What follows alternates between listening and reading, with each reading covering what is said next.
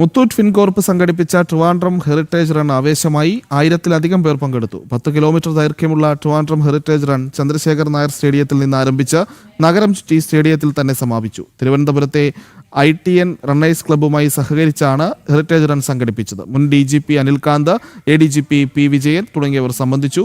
DIG Ajitha Begum തൂഫാൻ campaign പ്രതിജ്ഞ ചൊല്ലിക്കൊടുത്തു. വരും വർഷങ്ങളിലും ട്രിവാൻഡ്രം ഹെറിറ്റേജ് റൺ തുടരുമെന്ന് മുത്തൂറ്റ് ഫിൻകോർപ്പ് CEO ഷാജി വർഗീസ് പറഞ്ഞു. Very happy to see, three generations coming together. Yeah. The grandparents, the parents and the children. Yeah. I think this is the largest, gathering of running in Trivandrum. And thank you, ITN, for building a culture of, running. And we from Muthoot Fincorp has committed for 5 years to develop, running as a habit for our, people and families in Anantapuri. Very nice. It was an amazing experience. Actually, Trivandrum city ഞാൻ ആദ്യമായിട്ടാണ് run ചെയ്യുന്നത്. പുറത്ത് പല സ്ഥലങ്ങളിലും marathons ഒക്കെ ചെയ്തിട്ടുണ്ട്.